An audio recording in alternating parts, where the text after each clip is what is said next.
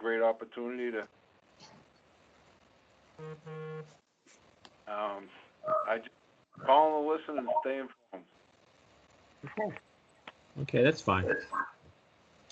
All right, so let's get started. I'll call the meeting to order. We need to approve the minutes from the last meeting. Need a motion? I make a motion to approve the minutes. Okay, I second. Okay, now we need a roll call vote, is my understanding. And let me see if I can figure out who is here. I know that we have Bill. You approve the minute? Yes, vote yes.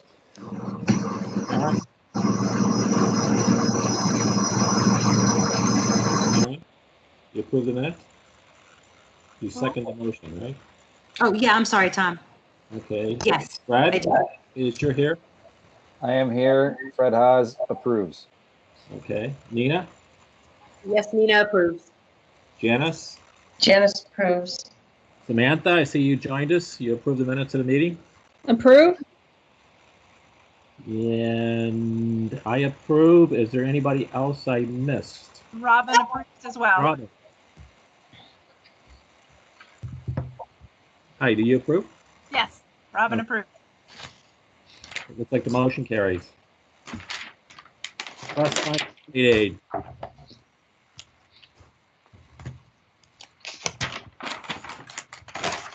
We need an approval for the state aid or any questions associated with state aid and trust funds. I had a quick question about the May trust fund report. Sure. Did we get like interest for May or April? It looked like one month we were month. It looked the same almost, except for interest wasn't accrued the next month, unless I was reading the wrong document.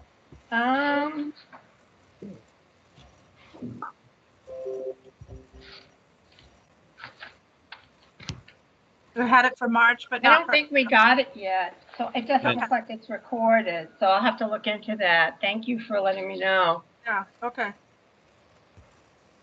So can I get approval for both months actually, and we'll just I'll make a approval motion. for April and approval. I'll second.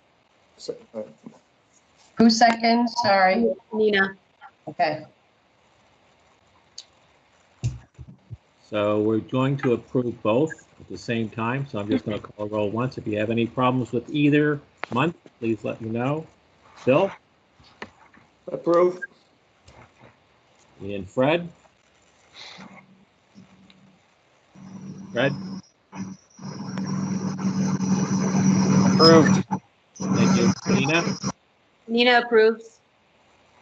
Robin? Robin approves. Janice? Janice approves. Karen? Karen approves. And I think I just saw Rustin appear. Yes, Rustin approves. Okay. And Samantha, did I ask you? Samantha approves. And I approve. Motion carries. Thank you. How about the director's report? Sure. So starting out, if you haven't been by the library, both 49 West Main Street and 28 Witherby have been demolished. We certainly had a bird's eye view of the work, and the contractors did a fabulous job of taking everything down, and then also leaving the dirt, probably a fancier word than dirt, in good shape. And I know the plan is to put some grass seed in there so that the lot will look better while we, until we begin construction. So that was good news and certainly progress for the whole community to see. And Mayor Vigent attended the Library Building Committee on May 14th to provide the committee with an update. And he stressed more than once that he wants the design work to continue and have the project shovel ready. And the MBLC deadline for this work, the design work, excuse me, is January 7th, 2021, which is 2 years after the bond was approved. And then the city will evaluate when the best time to begin construction is. There's a lot of clarity that needs to come with both the city budget and the state budget. So we'll be ready, but we'll wait until it's the best time for the city to move forward. So in terms of staffing, we've got, besides me, we've got 6 staff remaining, and they've been answering calls and emails. Working on the nonfiction inventory, cataloging new materials, and providing virtual content on social media.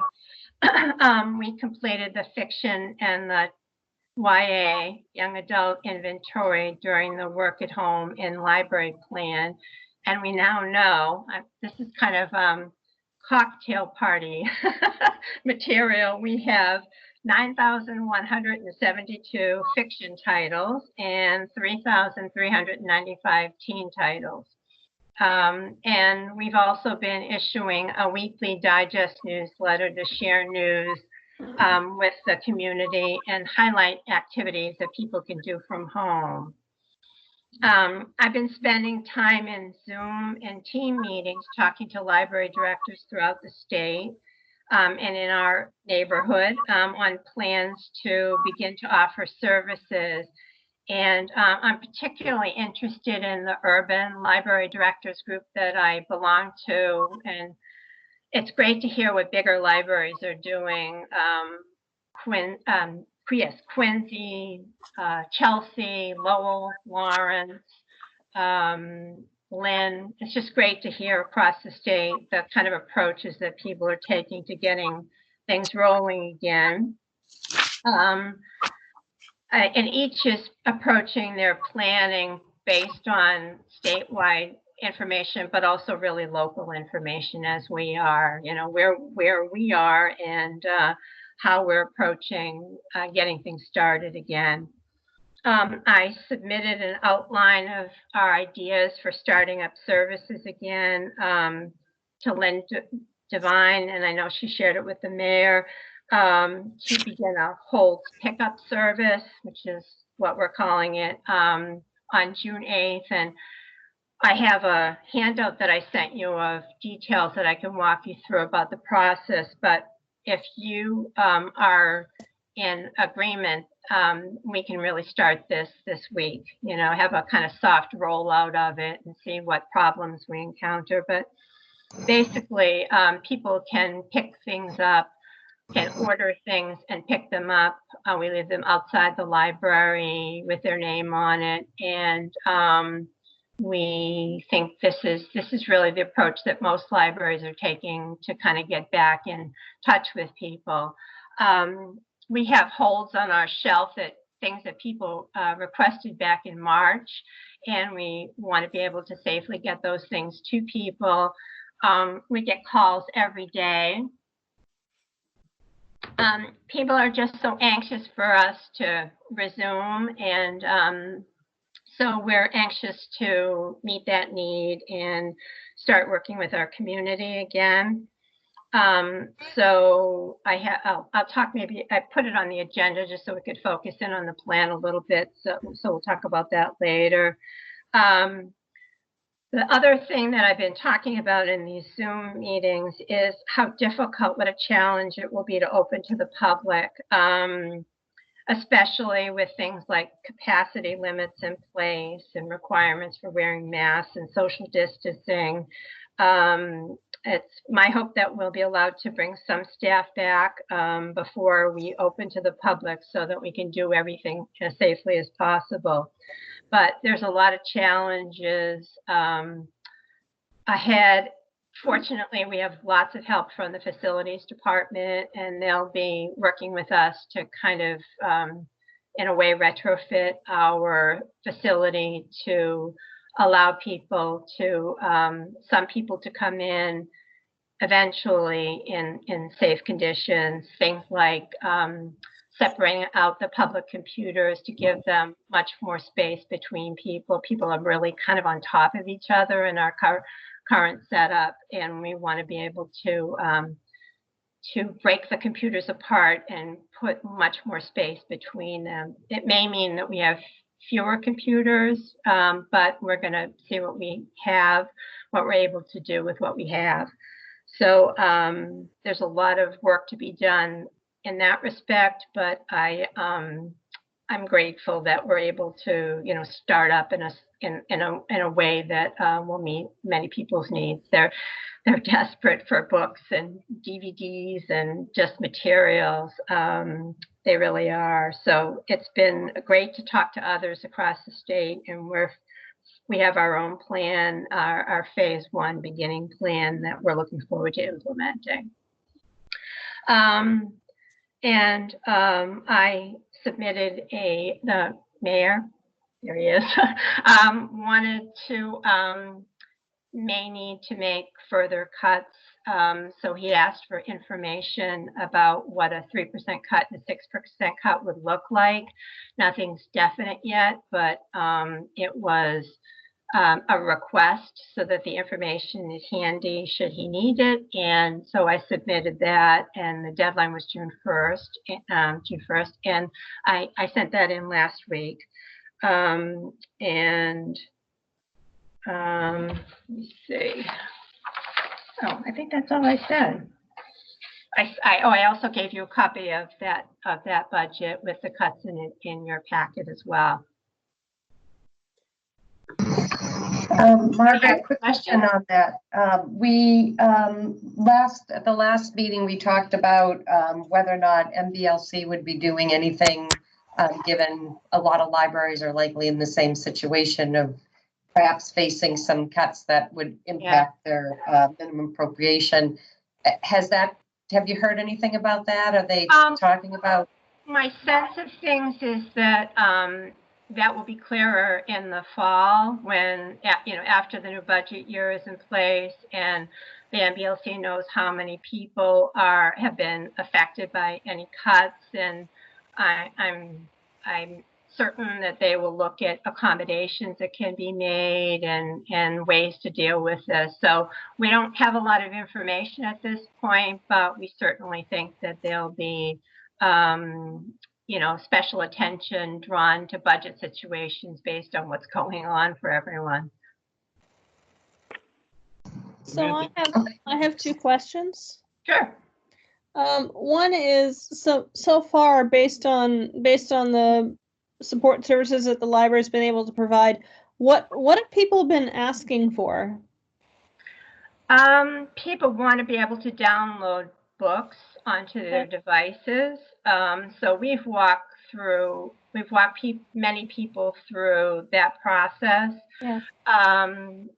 Aside from when you're going to open and when can I come in questions, people are looking for computers and copies and faxes, and we've been directing them to the local businesses in the community that provide these services. And a lot of it's been technical questions. We had a woman today who was, elderly, who wanted to download an audio book and just needed special attention. So we took time with her to walk her through the process. Okay, I asked that question, Margaret, because as you know, as the trustees know, I wear 2 hats because I'm on the building committee as well. And the services that are the most immediate for the public are things that I think that we need to know about, so we make sure that those are as fluid as possible, even in a case of a disaster like this. So. Right. Yeah. Hey, Margaret, can I ask a quick question? Going back to the very beginning. So the deadline, January 7th, 2021, that's when the design work has to be done. It's not when the shovel has to go in the ground? Correct. Good. Thank goodness. I like that. Yeah, we've got some time. Okay. We've got some time to work on it and let things settle down a little bit. And we have a clearer picture of what the budget for the city and what money is coming from the state. There's just so many questions about what the future is going to be like. So, right, it gives us some time to settle down, and it's really what the mayor wanted and hoped for in terms of just some breathing room, setting the pause button and seeing when we can resume. Yeah. Well, at least that, I'm glad we have that much time to Right. get the design ready. So, Yep. Margaret, can you also tell me who are the 6 people who are in the library? Just wanted to know, besides you. It's okay. Besides me, it's Annie Glader, who's head of circulation, Christine Amatrudo, who's our teen librarian, Jenny Simopoulos, who's our children's librarian, Carrie Carlucci is our technical services person, and Carrie Mahoney is our full-time library clerk, and we have Barbara Virgil, who's our principal clerk. Okay. Sounds like a great crew, actually. And Annie helped me a lot when we wanted to learn. They're awesome. They really are awesome. Yeah. Okay. Mr. Chairman, I don't know if you want me to give a quick overview on a few things that Margaret mentioned. Be great. I That don't would be want great, to Mayor. interfere in the meeting, but it might put a couple people at ease. That would be great, Mayor. Well, thank you very much for giving me a minute. But first of all, as Margaret said, the 2 buildings next to the library are down. And actually, the one directly across the street, the 4th building, I'll be submitting on Thursday a request to the City Council to purchase that one. So that was all 4 Right. properties. We've secured it. Both the ones on Weatherby Street do have tenants in it, so we have to work with them to get them out to expand. But I'm shocked how much space it seems to be there now that the buildings are down. It really is large. It's pretty impressive, and they did a great job. So so we're moving forward on that. It'll give us a larger parking area. As far as the budget goes, the issues I'm having, and Tom, you know firsthand, usually by now we have all the numbers from Boston and we can start planning and move forward. We did something probably no one else has done. We decided to approve the budget that I had prepared.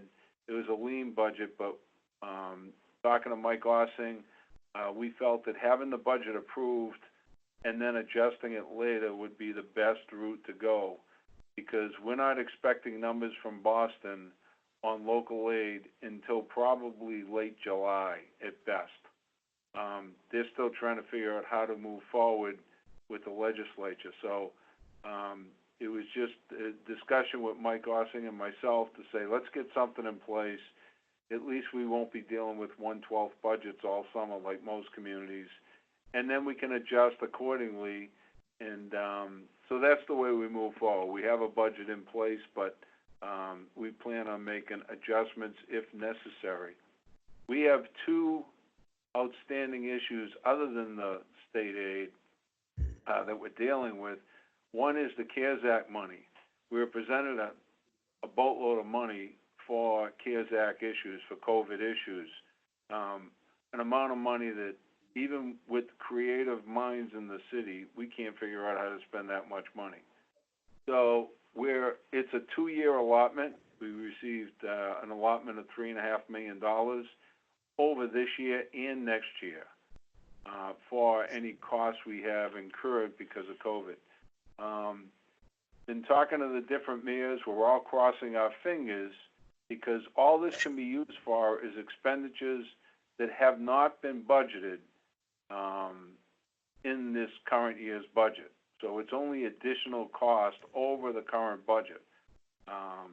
So even unemployment costs, until I hit the number that was budgeted, I can't put that in. Numbers over that I could put in. But so we've accumulated a list. A lot of it was from the schools because they purchased a lot of computers for the kids, for the Chromebooks, for the virtual learning. But a lot of the mayors are discussing the fact that we need this money for other issues, and we need it mostly for revenue losses that we're not going to be taking in next year. We're all anticipating substantial losses in revenue, and if we can use it for that, obviously it goes a long way, and I don't want to just waste the money.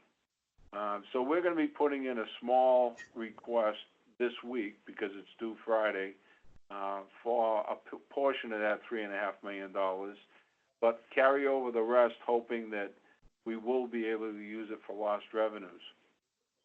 The second thing that I'm looking at, as far as helping the city out in maintaining the current budget, is I've approached the Division of Local Services, and working with the commissioner down there, we came up with language so all communities would be allowed to use all revolving funds and special revenue funds any way we want for this upcoming year.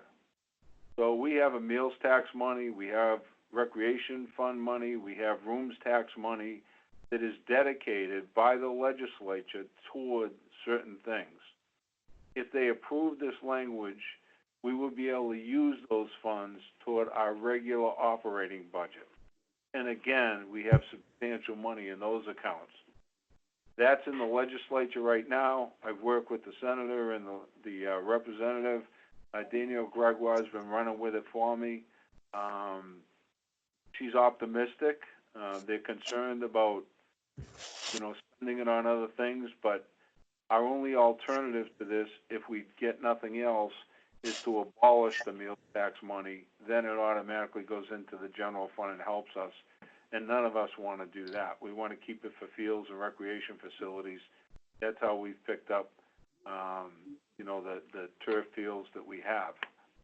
They're beautiful fields, and we've had it from that meals tax money. So we have a couple alternatives. But in the meantime, I asked all the department heads to come up with two scenarios. One, a 3% reduction in their budget, and one, a 5% reduction in the budget. And the reason I'm doing that is once we do, when push comes to shove and we have to make some last-minute decisions, I don't want to be scurrying around trying to find out where we're going to make reductions. So I've asked all the department heads, and all of them have been very cooperative and submitted their requests to me, their suggestions to me. We'll be coming up with we'll be taking a look at all of them and be ready just in case the state says, we're reducing your local aid by $4 million. You can't use the CARES Act, and you can't use the revolving money. Then we have to do something. So that's just a snapshot of why we've been doing some of the things we've done. We do have that up to 2-year window for construction of the library, so that's a big help. But as soon as we have things clarified a little bit more, or a little bit, because we have nothing clarified at this point, but once we have things clarified, we can move forward and begin our construction on the library. So it's not being shelved. I want the design to move forward, so it's completely 100% designed, on the shelf, ready to go once we know what we have for funding. So with that, I'd be glad to answer any questions. And again, I just don't want to take over your meeting. Does anybody have any questions for the mayor? No, just thank you for that explanation. It was very helpful. And certainly we all, realize what an impact this is having on the economy from the state, federal, state, and local level, with the businesses being shut down and all that revenue sort of stopping flowing to the city. So thank you. Yes, I like to just follow up on that, Mayor, and say thank you too. And we know you have a lot of things in the fire trying to do the right thing for the city from a financial standpoint. And we also know that you keep the library in your thoughts, and we ask you to continue to do that. Thank you very much. Thank you. Thank you. Thank you, Mayor. Okay, shall we move on? Did you want to talk anything about, Margaret, about the budgets that you submitted? I see a copy here. I went over it. It looks like you did your best you can with the two recommendations. And that. Yep. Go ahead. Yep. Yeah, there wasn't much to cut, but we reduced what we were able to reduce to the level that the mayor requested. So we'll see what happens. Okay. And If one I thing could- before we leave you, go ahead. Could I bump somebody off? Yep, Tom and Margaret, just a follow-up on the two buildings that came down. Yeah. Driving by, it just creates a beautiful image of what's going to be. And the land looks beautiful. No timetable on this, but does it make any sense to, on the West Main Street side, put billboard size or something smaller of what the new building is going to look like, just so that we give the public an idea what's coming? Yeah. Sure, we're not there yet. I mean, we're close, but Again, no timetable on that, yeah. yeah, that makes, I think a lot of places do that, just to draw attention and interest in the design. So that, Something we think? need to bring up to the building committee. And Yep. see if, if they want to do something like that, because one thing we don't want to do is interfere with the construction crews. Right. But that sounds like an interesting thing. Karen, you had your hand up earlier. Do you need to ask a question? Yeah, I've got a new question. So before we can actually put up any signage with what the proposed renovation will look like, can we put up just temporary signs saying this is going to be the site of the expanded library? That way people know why the buildings came down or what that space, now that it's empty, is going to be used for? One thing we could do is take the banners that are already hanging on the library. We could put one of those banners on West Main Street, rather than buy new banners. Just repurpose the banners that we have and just move them. Oh, wait a minute, though. That fencing around the site is temporary. I mean, it's just, I think. I'll have to, I don't know. I assume It's just a thought. Yeah. That way when people walk by, they'll be like, oh, that's where it's going to be. And, they can kind of start buzzing about it, perhaps. Yep. The other question that I had originally had to do with, I know you spoke about the virtual summer reading programs for the kids and teens. Are there still book club meetings being done virtually at all, or? No, our whole, the way those work is that we gather the copies of the books through the delivery system, and that system, we borrow one from Hudson and one copy from, any number of libraries, and that transportation system is not back in running yet. So we can only use what we have in our library. Okay. And we don't have multiple copies of books. So we're not able to do book clubs yet. Okay. The only reason why I'm asking is because even though I just had only attended one of the Wayland Cookbook Club, so the librarian who runs that is actually having virtual meetings where we just talk. We're not, doing anything, but it's food related versus anything else. And I kind of thought that was neat. I keep those people who had been actively involved in the clubs engaged in kind of just a Q&A type of a thing. It's very informal. Unfortunately, the woman that ran ours isn't, was one of the people that was laid off. So she loved doing the cookbook clubs, and maybe hopefully someday soon we can resume them. Yeah. Okay. Thanks, Margaret. Okay. Okay, moving right along. Marlborough Public. Go ahead. I'm sorry, Tom. We have a guest, one of our trustee scholarship recipients that I just want to make sure. Her name is Chloe Wing, and she's joined us. She's muted right now, but she is part of our meeting as well. I just wanted to acknowledge her. Oh, hi. Welcome, Chloe. We loved your essay. Yay, congratulations. Yes, congratulations from us all. Yep. All right, go ahead. I'm sorry. Chloe, can you unmute yourself so we can hear you say something? Oh, there you go, Chloe. Sorry, I thought you had unmuted me. Muted me. But thank you for allowing me to attend. Thank you. So, Chloe, what are your plans for the fall? I'm attending Purdue University, and I will be majoring in industrial design. All right. That's where my dad went. So good for you. Go Boilermakers. Boilermakers, right. So Chloe, let me ask you a question. Are you the young lady that had a party a couple of days ago? I Did you don't. have- I don't think so. Did you have a little get together in the backyard? No. Okay. Because there was Another somebody club. else going to Purdue that did that. You're not a twin? Are you a twin? No. Okay. Well, wrong person. I think there's a lot of people going to Purdue in Marlborough, or people from AMSA going there as well. Right. I'm in it. So congratulations anyway for receiving the scholarship, and I did enjoy your essay, and I'm sure a lot of other people on the. We all did, yes. Yeah, Yes. very much. Yeah, thank you. So, Thank Um, you, Chloe. has Purdue made any decisions about how they're going to operate in the fall? Have you heard anything from them?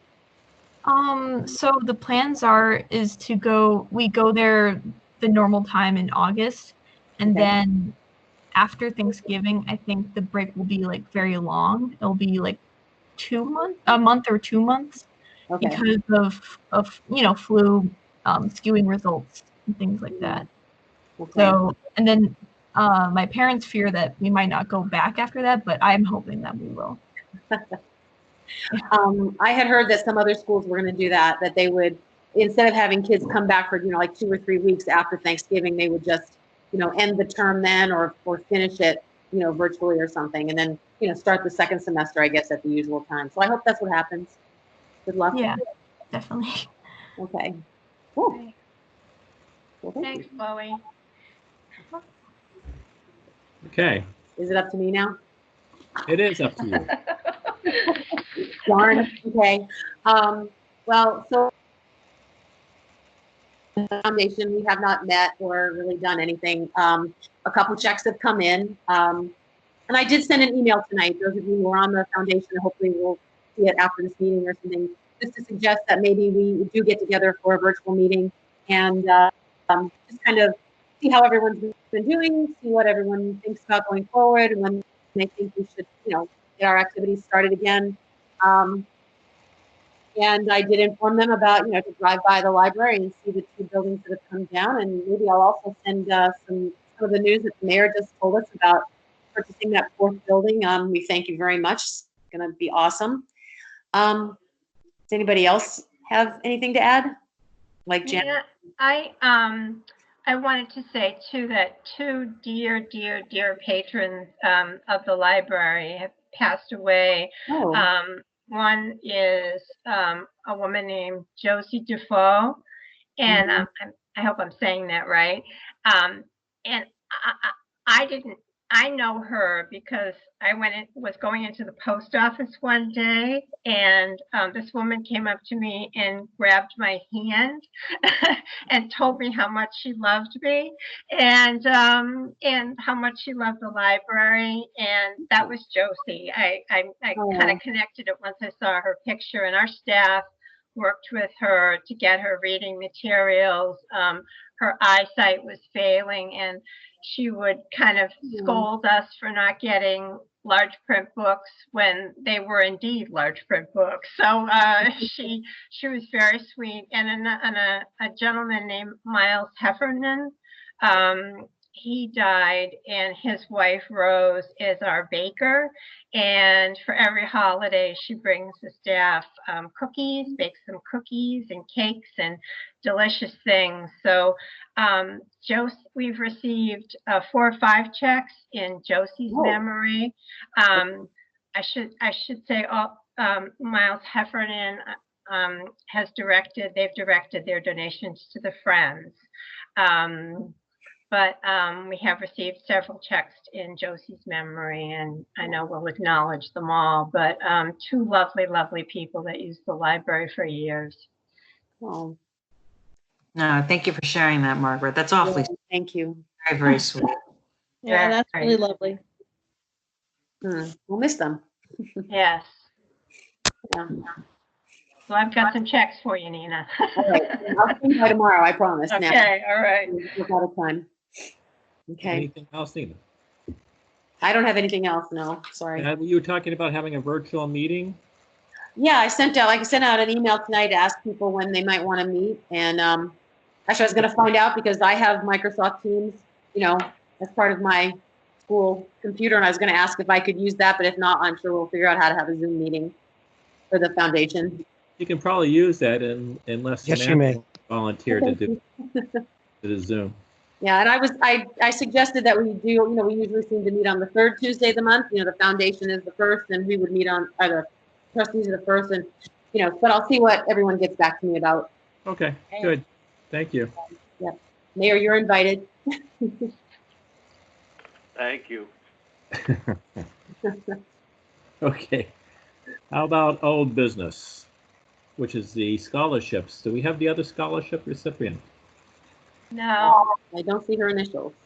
So. Okay, well, Chloe, all we can do is tell you how great we thought your essay was, and wish you the greatest chance that you have to go to Purdue. That's quite an accomplishment. Thank you. Yeah. And I hope you get to go there and not virtual. Oh, yeah. You know what? While you're out there, my son had an internship at a place called Wolf Park, which is in the same town. And Wow. it's a fun place to go. They have howl nights or something, nightly howls. You can go and. Oh, that sounds so fun. Yeah. Yeah. Something to do. I worried a little bit about fitting in the surrounding area, but I'm sure it'll be great. I've heard people are very friendly there. Right. Yeah, I think they are. Yeah, my son liked it out there. He liked Indianapolis as well, which is, I don't know, about an hour away, I think. So, yeah. Lafayette. Good luck, and let us know how you do. Yeah. And I will. Thanks, Chloe. Thank you. All right. Okay, new business, library phase opening plan. I think we discussed that a little bit. Yep, I just gave you a handout that I had shared with the mayor, and it really is. We've kind of think of it now as one phase. We're going to be contacting people who have holds and inviting them to schedule a time to come in.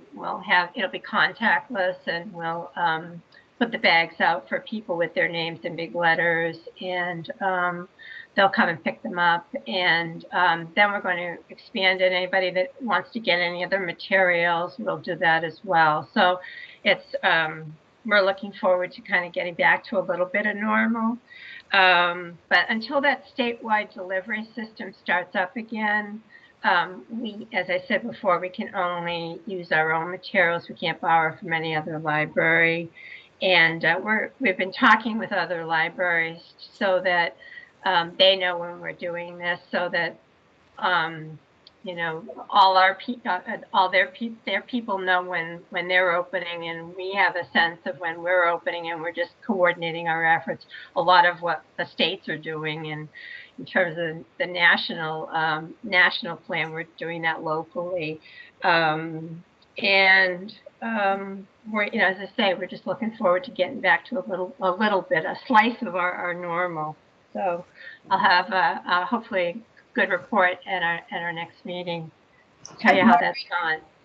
Just a question, I guess, would be phase one. Are you accepting, in phase one, would you be accepting items back in the boxes, returned items? Right now, I was just there with something the other day, and it says, not accepting returns. Yeah, so we're going to expect phase one to start. Is that pretty much ready to go? We're officially June 8th, but we're really, if you all think it's if you don't have any concerns, we're going to start making the calls tomorrow and contacting people, and just kind of do it in a soft opening kind of way, so that we can work out any kinks that we need to work out, get things going. We do a weekly newsletter now, and we're going to certainly include some information about this, and do up some Facebook, social media postings, and just let people know that they can either do it online, or a lot of our patrons like to work with the staff, so they can call us and we'll walk them through it, requesting items.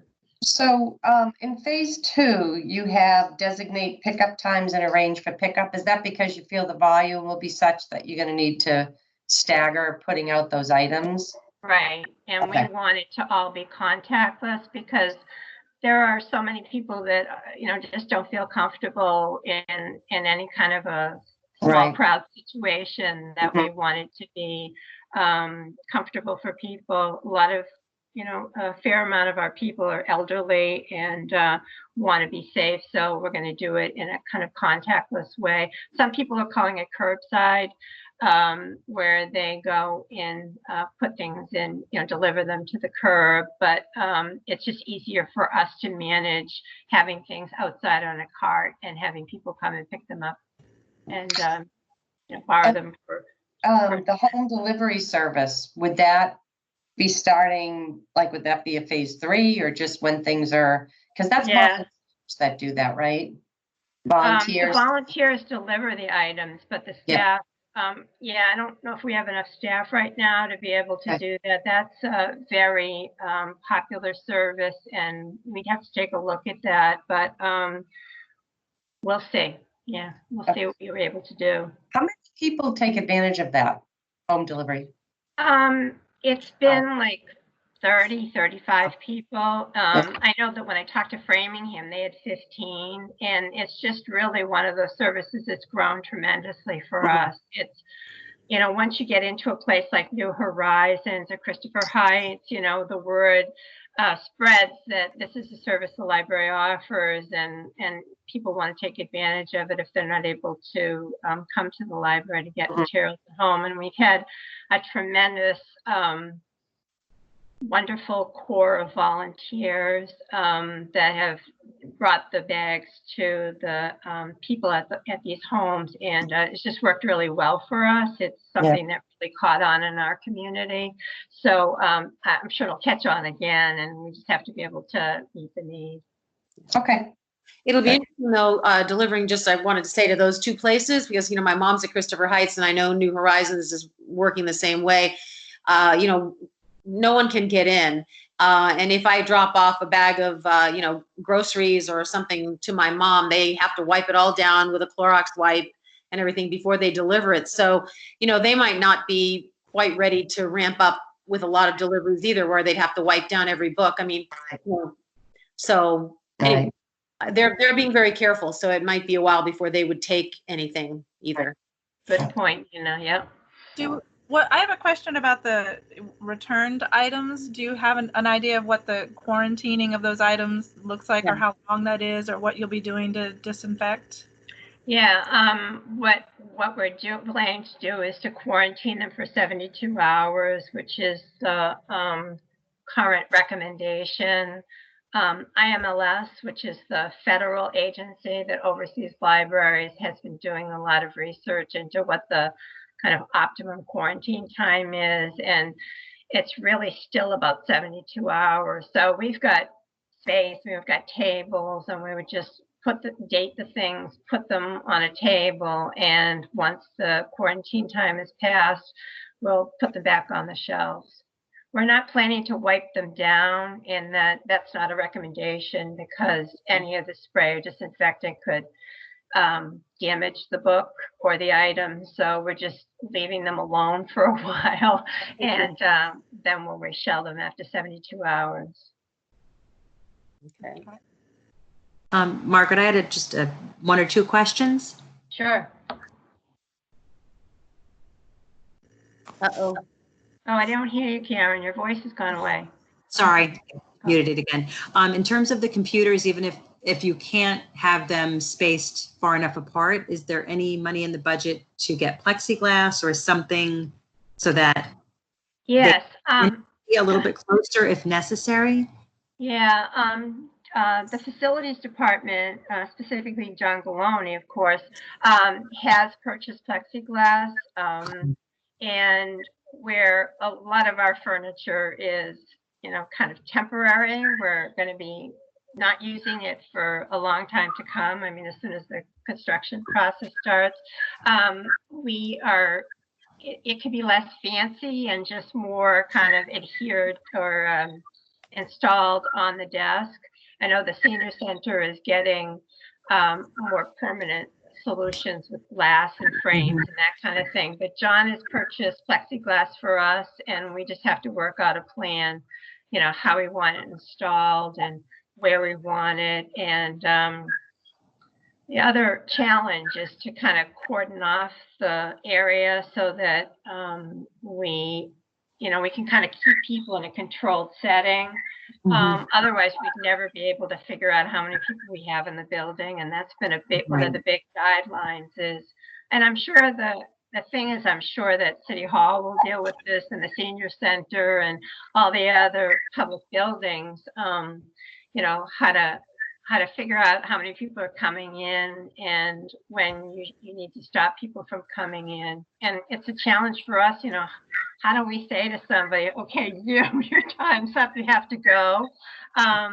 There's a lot of challenges here, even with the PPE, we've certainly read in the news if people don't want to wear masks or they, it's some big things for us to think about. But again, it's for us, but it's also for other city buildings as well. And see how people will be coping with this will be interesting.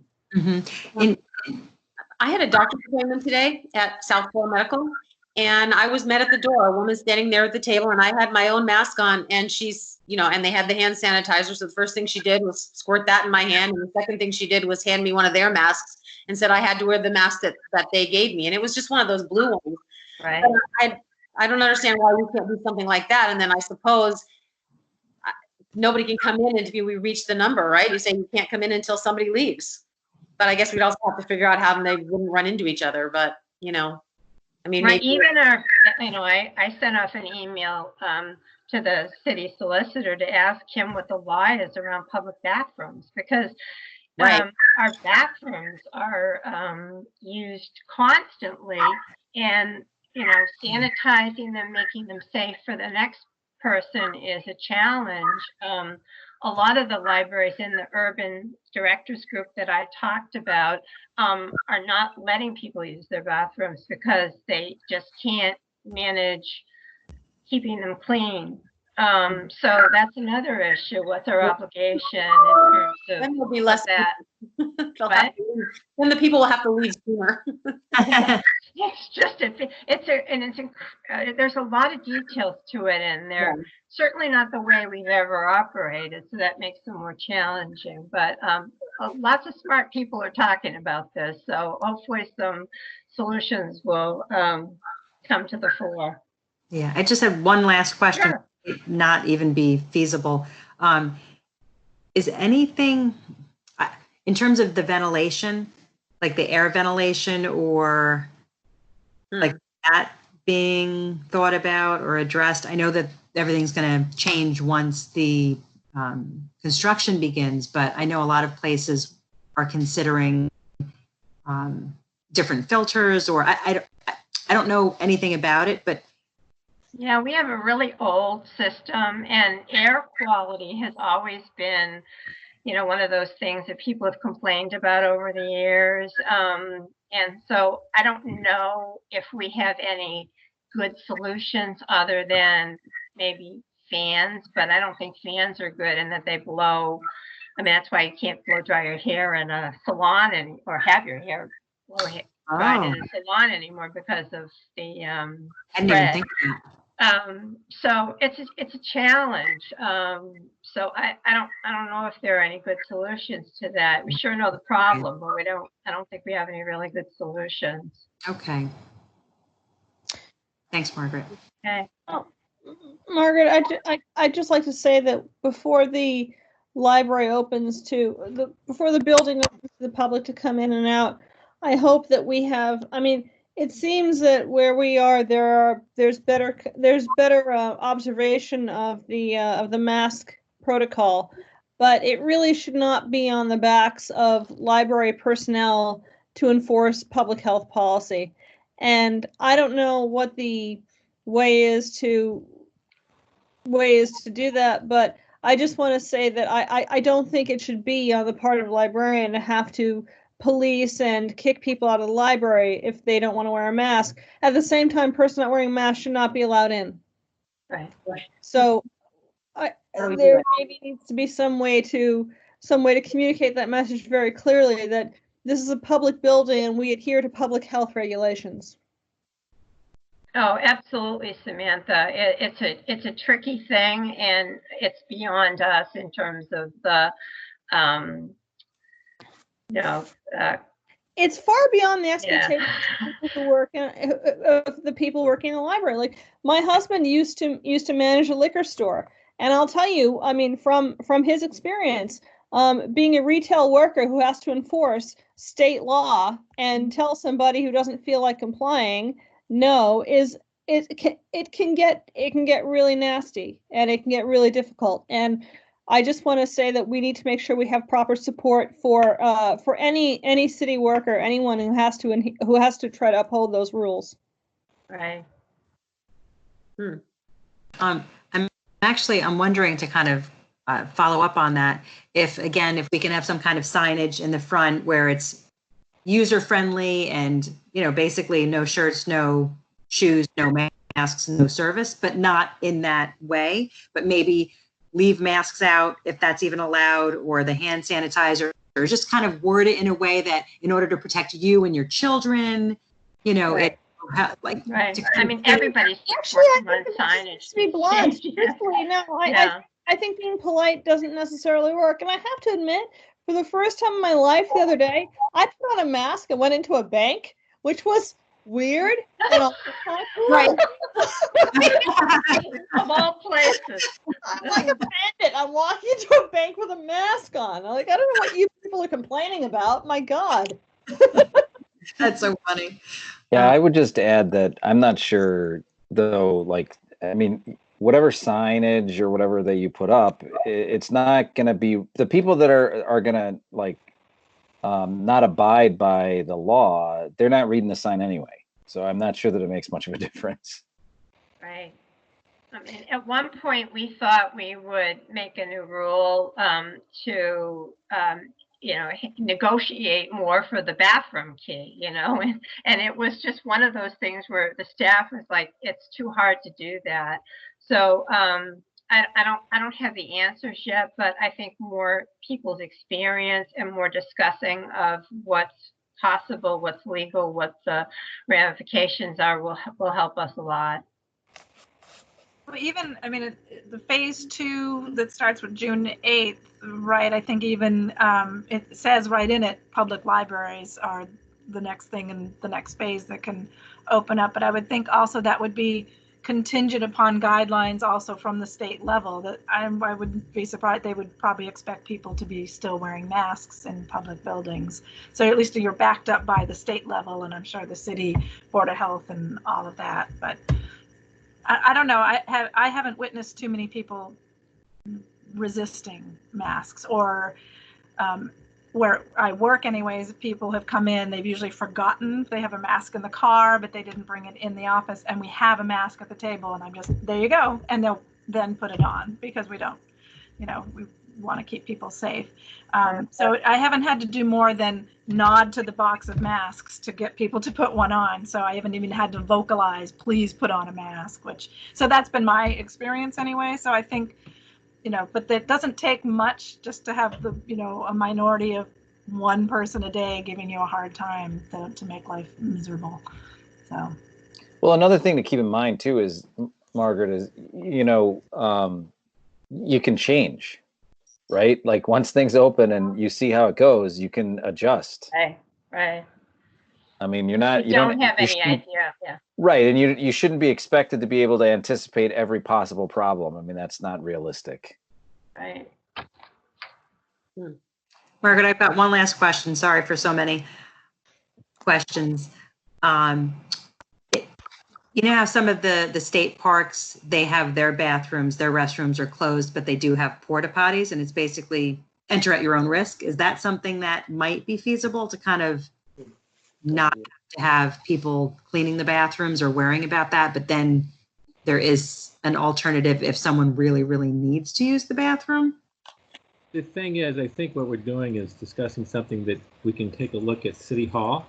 City Hall has exactly the same problem that the library does and the Walker Building and so forth.